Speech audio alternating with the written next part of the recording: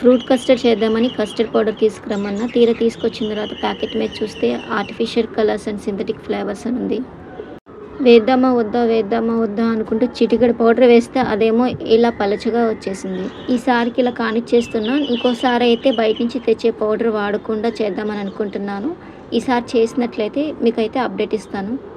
Pineapple fruit నుంచి కూడా ప్లాంట్ని ప్రొపగేట్ చేసుకోవచ్చు అని వీడియోస్ అయితే చూశాను. సరే ఒకసారి ట్రై చేద్దాం కదా అని పైన కటింగ్ అయితే తీసుకుని ఇలా గ్లాస్ వాటర్లో అయితే డిప్ చేశాను. ఇలా పెట్టి ఇప్పటికి 4 days అవుతుంది. ఇప్పుడు కింద చూస్తే చూడండి వైట్ కలర్లో లైట్గా ఇప్పుడిప్పుడే చిన్న రూట్స్ అయితే స్టార్ట్ అయ్యాయి. తమలపాకు స్టెమ్ నుంచి కాకుండా లీఫ్ నుంచి కూడా ప్లాంట్ని ప్రొపగేట్ చేయొచ్చని కూడా వీడియో చూశాను. సరే ట్రై చేద్దాం అది కూడా అని చెప్పేసి స్టెమ్ని ఆల్రెడీ నేను పాతి పెట్టడం జరిగింది. ఇది వచ్చేసి లీఫ్ని మాత్రం ఇలా వాటర్లో ప్లెయిన్ వాటర్ కాకుండా ఈసారి కొంచెం శాండ్ వాటర్ తీసుకుని డిప్ చేశాను. అలాగే ఇంకొక లీఫ్ వచ్చేసి డైరెక్ట్గా సాయిల్లోనే పెట్టేశాను. తర్వాత వీటి గురించిన అప్డేట్ కూడా ఇస్తాను. కొంచెం వెయిట్ చేయండి. అప్పటి వరకు మన ఛానల్ ఫాలో అవుతూనే ఉండండి. Thank you. Bye bye.